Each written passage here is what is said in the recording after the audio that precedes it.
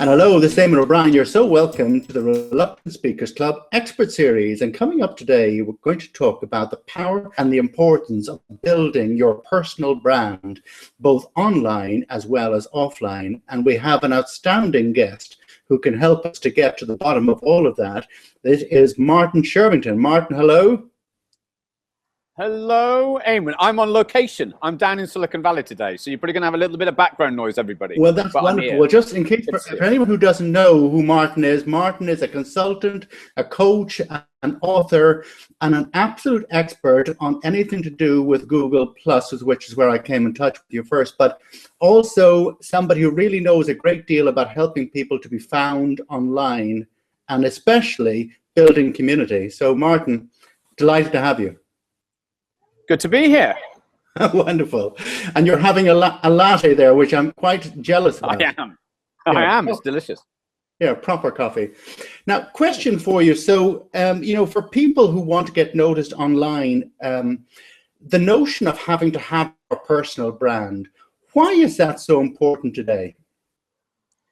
I think that there's a movement at the moment towards uniqueness. And people sort of displaying themselves as they are. So you might have your profession, but you have your own take on your profession. You have your own. So for me, for instance, believe it or not, I'm back doing stand-up comedy again in San Francisco, which is one of the reasons I'm here. And it allows me to do my thing and express that kind of like slightly weirdness. But it's kind of part of then when I'm talking to people about blogging or I'm talking to people about communication in general, it allows me to have a tint on the way that people view. They know what to expect. They're expecting that part of my personal branding. But also, I mean, I surfed for years, and even though I haven't got my feet wet for probably about 6 months or so, it's a big part of what I do. So people know that, and they know I post pictures about surfing. They also know I do a lot about artificial intelligence, and I love that stuff. And I start to wrap this lot together. And I think that for individuals who are looking to find their voice online, it's actually got to be their voice now. Yes. Well, you used a very interesting word there. You talked about the importance of your voice and people being able to connect with you on an individual level. And, for people who find, there's a great deal of noise out there online and goodness, is anybody going to notice me? How does one establish your voice amongst that kind of clutter? Do you know what I think the first thing is actually not trying to. It's a bit like you arrive in a new neighborhood, maybe on Twitter or maybe on Facebook. My focus, and I believe this is the easiest place because the tools we have is Google Plus. I think that when people arrive, the first thing, like a new neighborhood, you go and you shake hands and you go and say, "Hey, man, how you doing? Martin, how you doing?" You go and connect with people. And as opposed to you trying to say, "Hey, and this is my voice, this is my content, this is what I do," go and meet people first that are already established. And then little by little, people go, "What do you do?" And it's the same as, it's the same as networking generally. Don't hand out your business cards. Go and just become interested in people. And what then happens is people go, "Oh, I start to see where you're at. I start to see what you do, who you are, how you speak, who you're connected with," and you build up a picture of the person. And then you go, "Okay, well, how can I help you?" The web now is increasingly social. You can't do this on your own. So you then start to become part of a community or communities. And I think that's a movement which is just going to keep continuing. People setting up a website and having a blog that sits there quietly and nobody interacts, that doesn't do anyone any good. You've got to go out and you've got to test your ideas, and but you've got to make it about them first. And you're almost right for your community after a while, as opposed to saying, "I've got all this stuff, you're going to love it." It's like, well, no, why don't you cater for the people who are there and start to serve them? Yeah, no, I like that because it is absolutely all about the conversation. You've got to start from where your audience is because, we all have our moments, Martin, but the truth is that we care much more about ourselves than about anything that you really think is terribly important. That is the starting point. But also, one of the great opportunities is meeting people and connecting with people that you'd love to meet in real life. If you look at how we met, I mean, I remember we had interactions before, and I remember seeing your content, so I straight away recognized your face. Yes. And that's one of the first things is there's a face that's put to a name. Ronnie Bincer, who's a mutual friend, he got in touch and said, hey, it'd be great if you connected with Eamonn. And I trust Ronnie. So when the introduction came, I said, yeah, sure, let's get together. That's great. Yeah. This is how everybody can connect. But you have to do it little by little. Yes, it can't be overnight. And you know, interestingly, you know, you're talking about how one person connects to the other. And, you know, sometimes you can create a lot of content. And so, for example, if I were to look at my content production, I've been producing blogs now for maybe 3-4 years, but it is not an overnight process. So for people who are trying to figure out how much time and energy and effort is it really going to take for me to get noticed online, what would you say to them?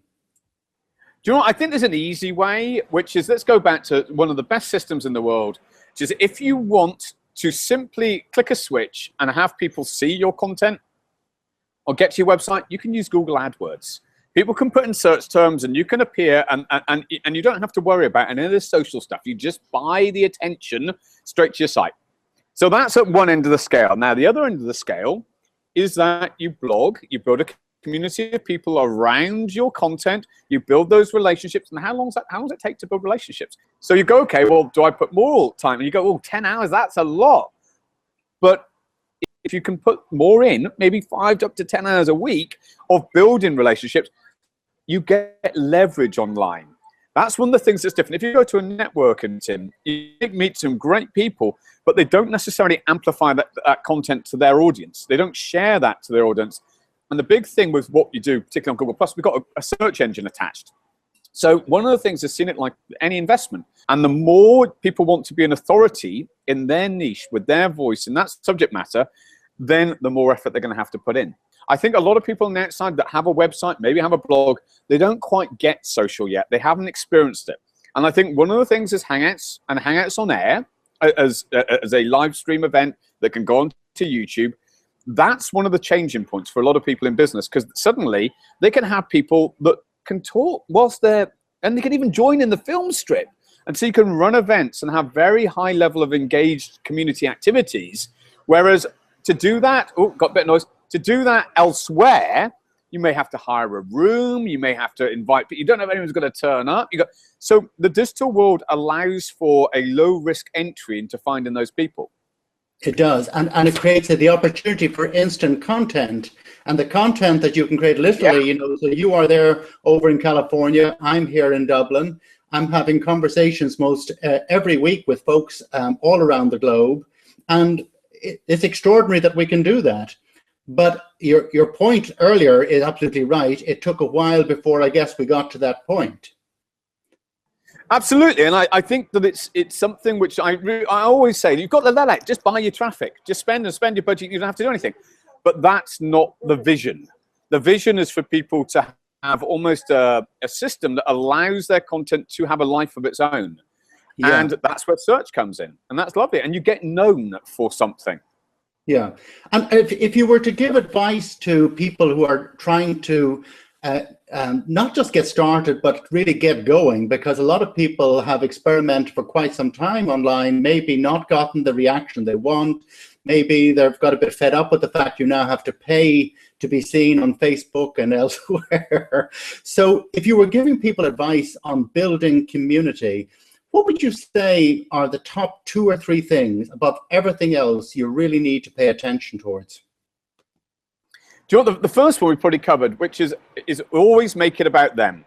And I think that if somebody's new to a platform, and I use Google Plus, I still think there's a massive opportunity with what we've got going on here, because we've got google.com, we've got YouTube, we've got Google Drive, we've got Gmail, we've got Maps, we've got all of this ecosystem. That's what it's really about. It's huge, isn't it? It's an enormous thing. Instead of trying to build a community, go and make friends. Look at it that way.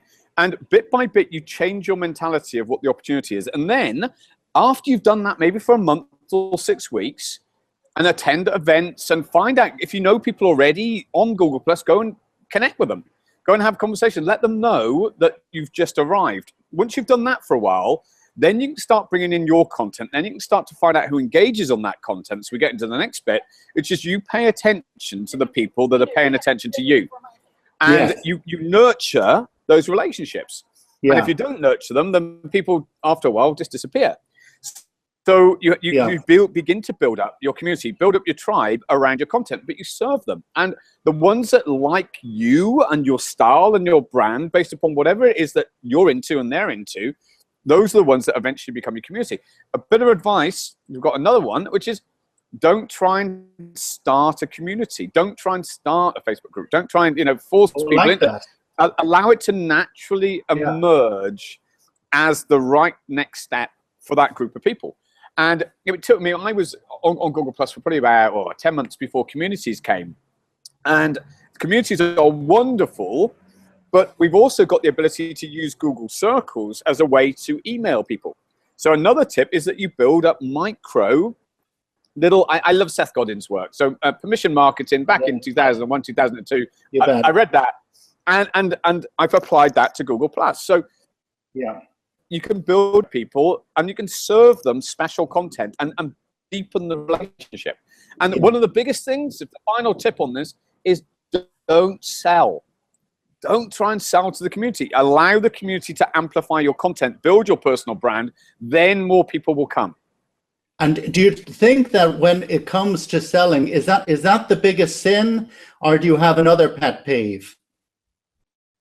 I think that it's got to be one of the biggest. It just doesn't work to sell. What you want to do is you think it this way. You want your website to be the absolute hub of all of the information. If you look at plusyourbusiness.com, we've got over 250 blog posts that serve the community. Every question, I have a philosophy. Every question I got answered, I got asked, I answer and then create a blog post if I haven't got it already. So everything I learn, I teach is the philosophy. Yeah. Now they can opt in, and this is a psychology thing. Is don't then try and.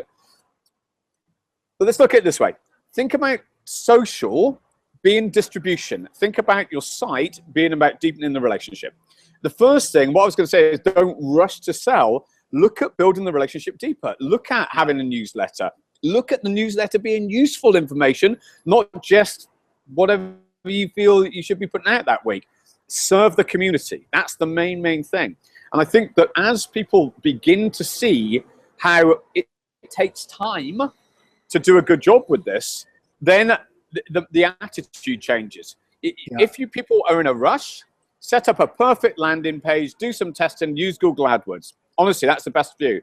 If you're looking at long-term brand build, then create blog content that serves. Yeah. Well, and I think one of the most important things that I'm gleaning from your advice is the importance of cultivating and deepening the relationship, because, you know, few and well will serve you a lot better than many and shallow. It will. I think you end up with a core group, and I always see that if you have 100 brand evangelists, 100 people that know, like, trust, and tell other people about what you do, are sharing your content, and generally you become the answer. You become top of mind when somebody says, "When I want to know advice about speaking, when I want to know advice about this," you go to Eamonn. That's who you go to. That's the top of mind that you're seeking. And if people know that your brand is the best for that and they trust it, that's what they will do. If there was one thing that you know now as a consequence of all of the work that you've done in social media and both marrying what you're doing offline as a speaker and as a consultant and as a stand-up, what would that one central nugget be? Something you've learned, something maybe you wish you'd realized a long time ago? Oh, what a question. What a question. I have a thing. People that come to me for support and advice, the most regular phrase I say is, don't rush. Don't rush. And I think that when you want things to be further along than they are, and you start to push too much, that's when you're rushing. And I know that, and I've slowed myself down many times and gone, there's a natural unfolding. When you put things into social and you've got your blog, there's a lot that happens that you don't see. And if you try and rush that into a sale, it took me, I didn't rush. It took me 2 years and 4 months before I began to really monetize a lot of the social activity that we do now. It was that long and steady a process. So that's one thing that I still remind myself. Also, I think that finding your voice, it's something, it doesn't just happen. And I still, when I'm doing stand-up now, and I bring this back into Google+, I do a lot of geeky, techie sort of stuff. When in stand-up, some people like it, some people don't. That's always going to be the way. Yep. That's what I like. So if people like it, that's great. And if they don't, there we go. You know, and you've got to get to that point where you're okay with whatever you like. Because, I clock in every day. Every morning, I have a morning post. Every evening, I have an evening post. So I've got to enjoy that process. Yes. Well, I think that's great advice, because, you know, a bit like comedy, you know, comedy it's very self-selective what people enjoy. And the same thing is true of communities, but they'll only do it if they're really getting something out of it. Absolutely. And I think that there's so many choices of where our attention can go, that what you want to do is just little by little allow people to connect with you. That's what we're seeking. Is connection. Yeah, well, listen, I knew that this would be fantastic, and I want to thank you for braving the noise and the background, the hustle and bustle and the excitement that is San Francisco. And I'm looking forward to seeing you next week in San Diego. Look, the picture's perfect now. Who knew? But there you are. Great. So thank you for joining me today, and until the next time. You've been listening to Eamonn O'Brien. This is the Reluctant Speakers Club Expert Series, and happy speaking.